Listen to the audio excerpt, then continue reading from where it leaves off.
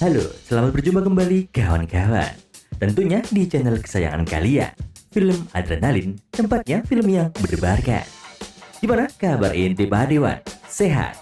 Oke, buat kalian yang memang lagi kurang sehat, semoga lekas diberi kesehatan ya Wan. Amin. Oke, kali ini kita akan mengisahkan film yang berjudul Crossing Tiger Hidden Dragon di tahun 2000. Oke, biar kalian nggak penasaran gimana serunya pedang-pedangan ala Tiongkok, langsung saja Miri kena pegamu lemparkan kenangan bersama mantan karena film Adrenalin dimulai.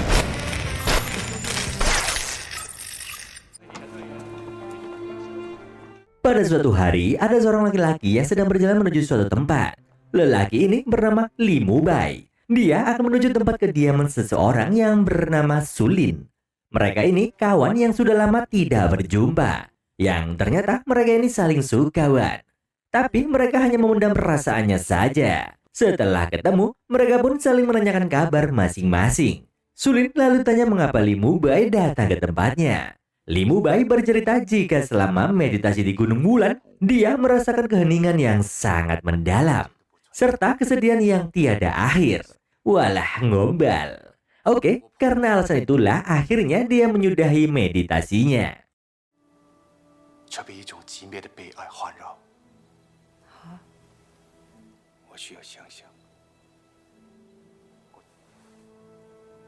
Dan setelah itu, Li Mubai menjelaskan maksud kedatangannya untuk memberikan pedang Green Destiny miliknya kepada seorang bernama Tuanti. Sulin heran kenapa Li Mubai ingin memberikan pedang itu kepada Tuanti. Li Mubai menjelaskan jika pedang ini sudah terlalu banyak mengambil nyawa orang. Dia merasa sudah saatnya dirinya harus meninggalkan dunia persilatan. Lalu Sulin mengajaknya ke Beijing agar Mubai bisa memberikannya sendiri kepada Tuanti. Namun Mubai menolak ajakan Sulin karena dia ingin mengunjungi makam gurunya yang dihabisi oleh orang yang berjuluk Rubah Hijau. Mubai merasa bersalah karena belum bisa membalaskan dendam gurunya. Kemudian Sulin pun berkata kepada Mubai untuk menyusulnya ke Beijing jika urusannya sudah selesai.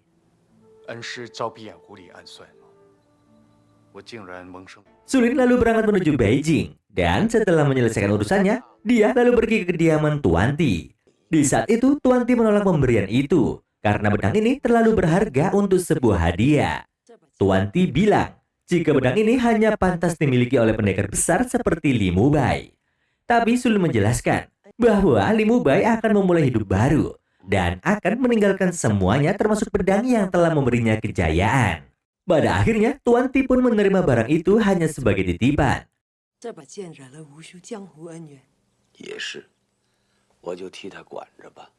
Lalu tiba-tiba datang pelayan yang memberitahu Tuanti kalau Gubernur Yu sudah datang. Sulin pun lalu diantar oleh pelayan untuk menaruh pedang Grand Destiny. Setelah memasuki ruangan, tiba-tiba ada seseorang perempuan yang bernama Jen Yu. Dia adalah putri dari Gubernur Yu. Mereka berdua pun saling berbincang hangat Wan. Sulin lalu memperlihatkan pedang Destiny ini kepada Jen.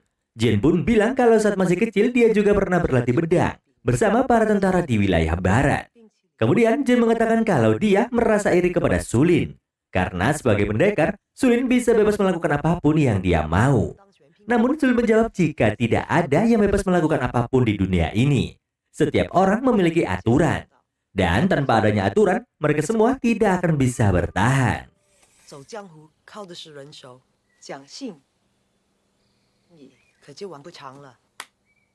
Kemudian Jen cerita kalau dia akan menikah 2 minggu lagi.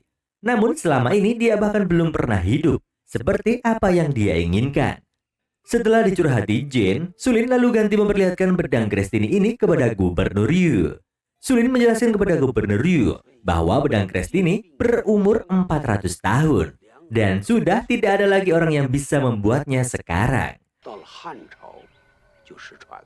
Di sisi lain, pelayan Jen yang akan menggantikan pakaian milik Jen menasihati juragannya untuk tidak bergaul dengan Sulin.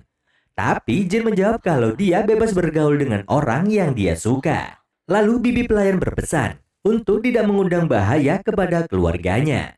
Si bibi pun lalu cabut meninggalkan Jen.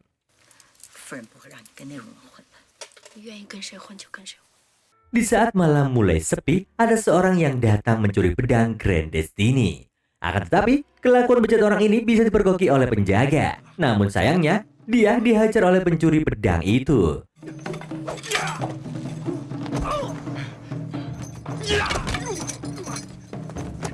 Setelah menumbangkan penjaga, si pencuri lalu kabur. Karena terdengar ada rame-rame, para petugas dan pelayan lain pun keluar. Mereka membantu mencari si pencuri. Sementara itu, si pencuri yang mencoba kabur kepergok oleh Sulin. Dia tetap mencoba kabur dan tentu saja dikejar oleh Sulin. Setelah berhasil mengejar, Sulin pun mengajak si pencuri untuk berduel. Si pencuri berhasil didesak oleh jurus-jurus Sulin. Tapi dia terus berusaha untuk kabur. Namun Sulin tetap menahannya agar pencuri itu tak lari. Tapi tiba-tiba senjata itu berhasil ditangkap Sulin. Namun sayangnya si pencuri berhasil kabur karena Sulin teralihkan perhatiannya.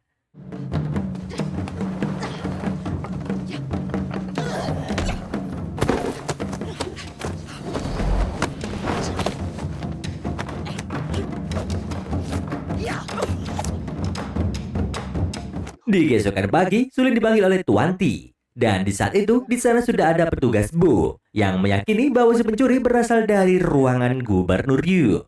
Akan tetapi Tuan Ti tak mau menuduh tanpa bukti, sehingga petugas Bo harus terdiam dan kemudian dia pergi. Di kediaman Gubernur Yu, para pelayan melapor kepada istri gubernur bahwa ada yang menempel selebaran. Setelah dilihat Nyonya Yu, ternyata gambar selebaran itu adalah si rubah hijau. Sementara itu, Sulin mengunjungi Jen Yu karena dia merasa curiga bahwa Jen lah pencurinya. Di saat itu, Jen malah curhat kepada Sulin bahwa dia akan dijodohkan oleh orang tuanya, yang mana perjodohan tersebut bisa membuat karir ayah Jen melejit.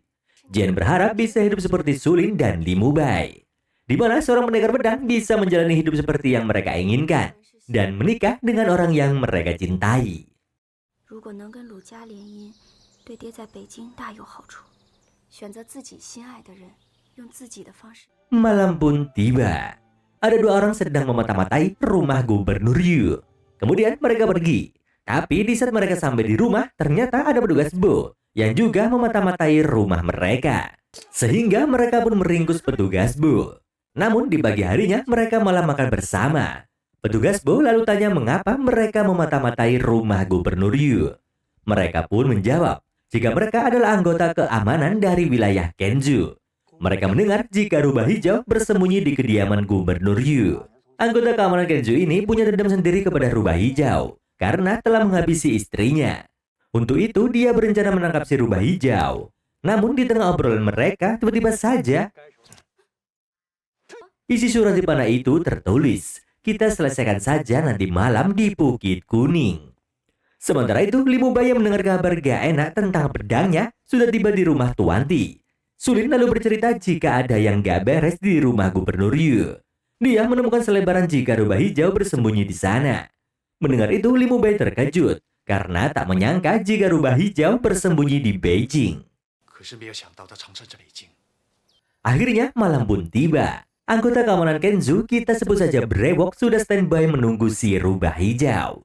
Dan akhirnya si rubah hijau datang juga. Ternyata dia adalah bibi pelayan yang tinggal di rumah Gubernur Yu. Mereka akhirnya bertaruh 1 lawan 2. Gabungan kekuatan petugas Bo dan Paman Brewok belum bisa menaklukkan kekuatan rubah hijau. Dan sialnya, mereka malah kena totok dan gak bisa gerak wan. Alangkah beruntungnya, Li Mubai datang di saat yang tepat. Li Mubai bilang dia akan melenyapkan rubah hijau karena telah mencuri kitab perguruannya. Dan juga ternyata wan, rubah hijau meracuni guru Li Mubai hingga koit. Akhirnya mereka berdua pun bertarung.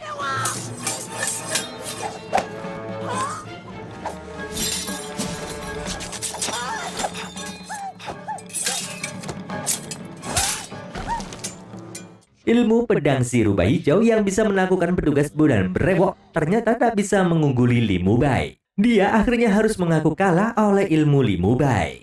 Di saat Li Mubai akan menghabisi rubah hijau, datanglah murid rubah hijau menghentikan Li Mubai. Dan dialah yang telah mencuri pedang Grand Destiny. Akhirnya, Li Mubai pun mencoba ilmu pedang si pencuri pedang. Sedangkan si rubah hijau bertarung dengan para petugas keamanan.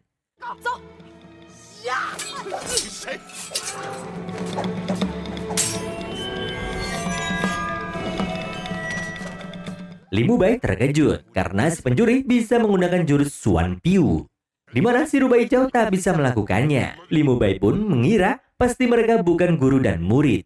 Dia tanya di mana pencuri mempelajari jurus tersebut, tapi dia nggak jawab, tapi malah nyerang brutal.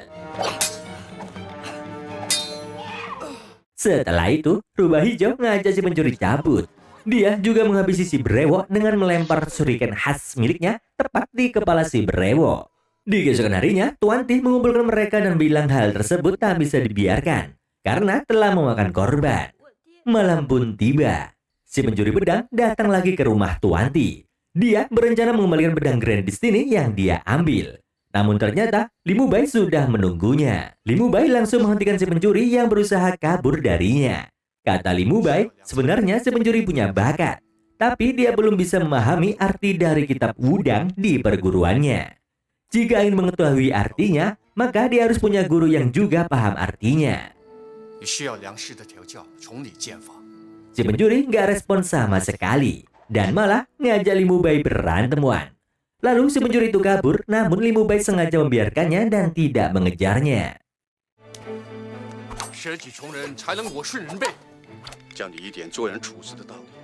Di saat sampai di rumah, si pencuri membuka tubuhnya dan dia ternyata adalah Jen Yu, anak dari Gubernur Yu. Dia kesel banget masih melihat rubah hijau bersembunyi di kediamannya. Hal tersebut bisa membuat keluarganya dalam masalah.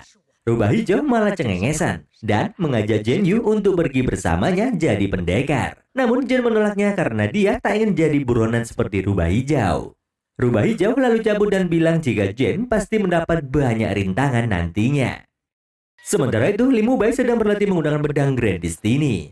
Dia bilang pada Sulin akan menggunakan pedang ini sekali lagi untuk misi terakhirnya, yaitu menghabisi rubah hijau. Li Mubai bilang jika si Jen Yu ini butuh bimbingan dan latihan. Sulin beranggapan jika masalah Jen akan segera selesai, karena dia anak pejabat dan akan segera kawin. Tapi Li Mubai takut jika si Jen akan tersesat kalau tak mendapat bimbingan.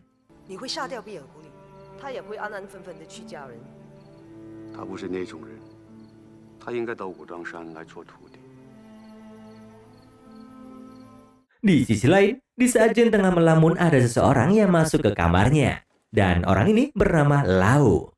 Dia sekonyong-konyong langsung aja memeluk Jen dan mengajaknya kabur tinggal di gurun. Oke, balik ke masa lalu bentar, Wan.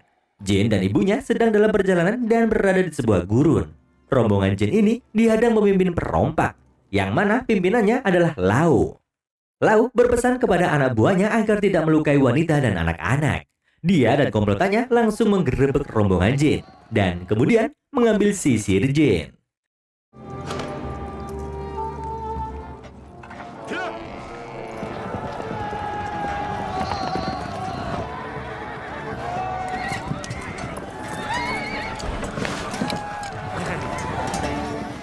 Jen yang tak terima langsung mengejar Lau.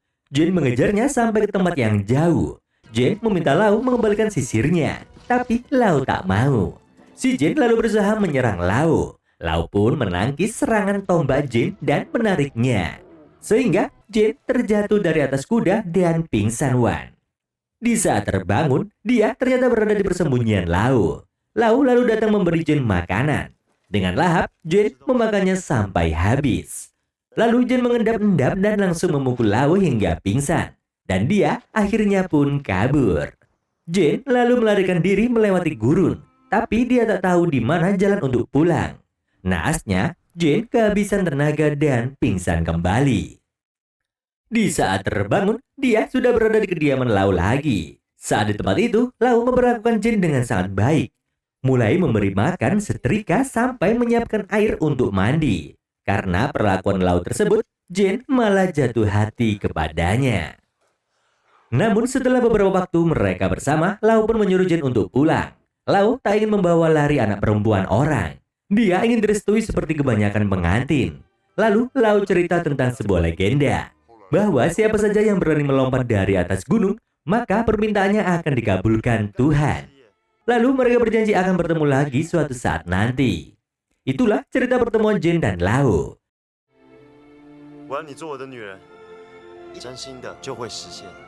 Karena itu, Lau datang ke rumah Gubernur Yu untuk menemui Jin. Dia mengajak Jin kabur karena tak ingin Jin kawin dengan laki-laki yang lain yang tidak dia cintai. Namun Jin malah menyuruh Lau untuk pergi dan tidak menemuinya lagi. Dengan berat hati, Lau pun pergi dari hadapan Jin. Dan tibalah hari pernikahan Jin. Semua orang melihat meriahnya pernikahan tersebut. Namun di saat bersamaan, Lau datang dan membuat kekacauan. Lau mencoba menggagalkan pernikahan Jin. Akan tetapi petugas keamanan yang ada di sana menghalangi tindakan Lau. Karena banyaknya petugas keamanan, pada akhirnya Lau pun cabut.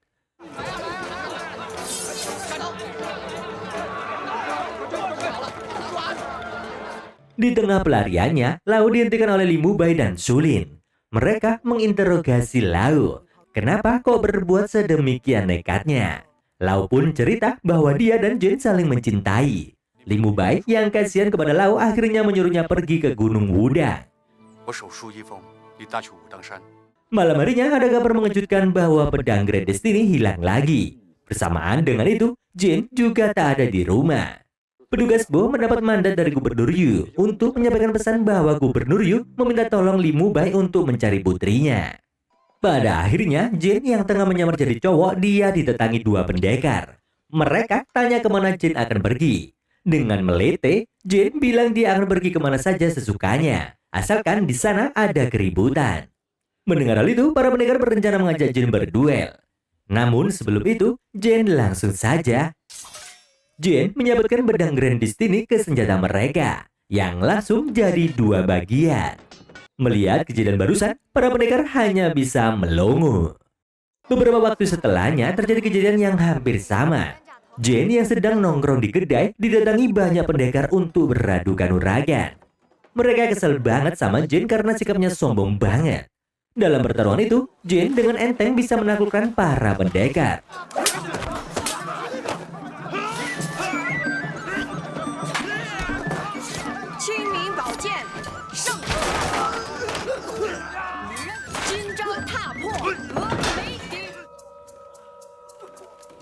Selanjutnya, para pendekar yang sudah babak belur menceritakan kejadian barusan kepada Li Mubai dan Sulin.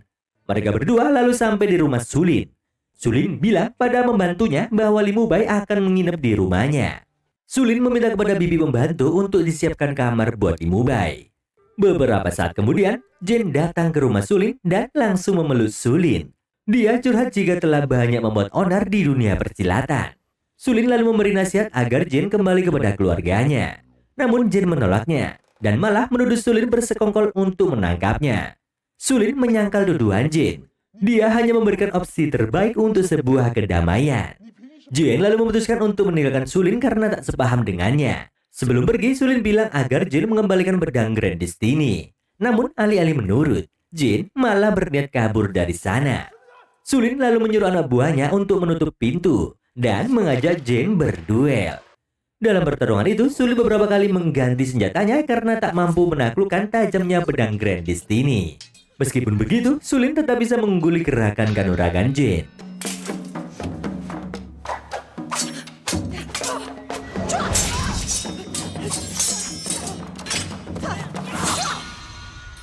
Sulin hanya menodongkan senjatanya saja karena tak ingin menghabisi Jin. Namun dia tetap meminta pedang Grand Destiny untuk dikembalikan. Namun tentu saja, Jin tak mau menurut. Di saat dia akan menyerang Sulin lagi, datanglah Li Mubai untuk menghentikan Jin. Jin lalu kabur membawa pedang Grand Destiny. Tak tinggal diam, Li Mubai lalu mengikuti Jin dan mereka pun bertarung.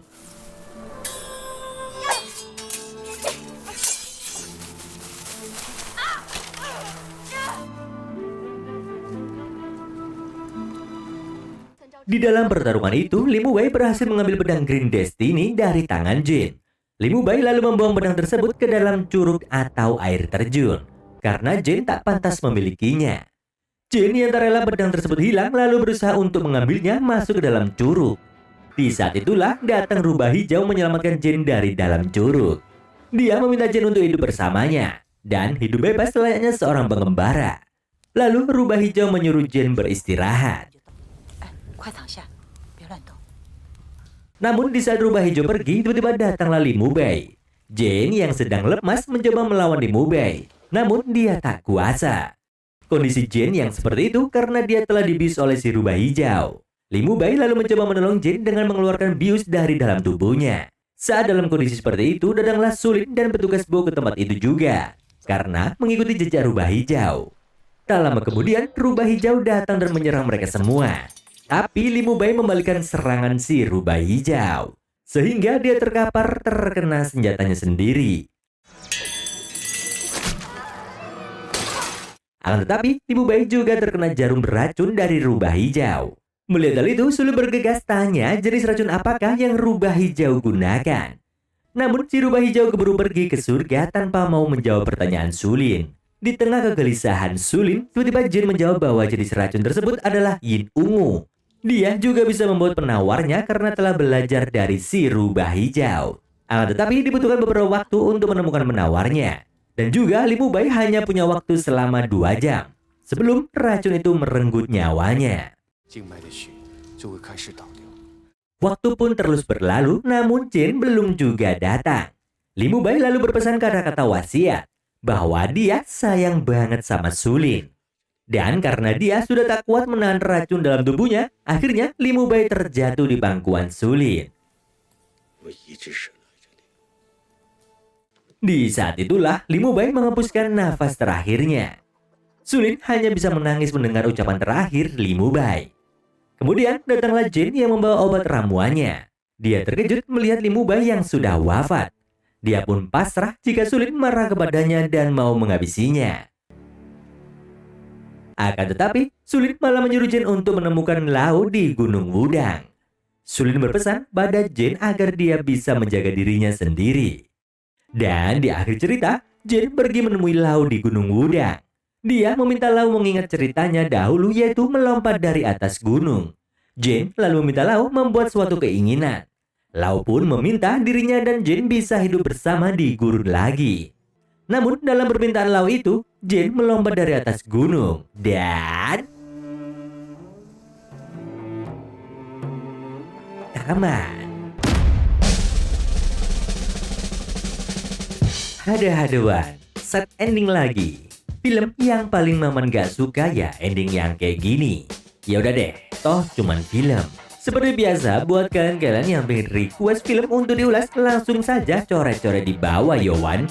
Akhir kata, ada kucing gondol ikannya tetangga. Maman mau mancing dulu dan sampai jumpa.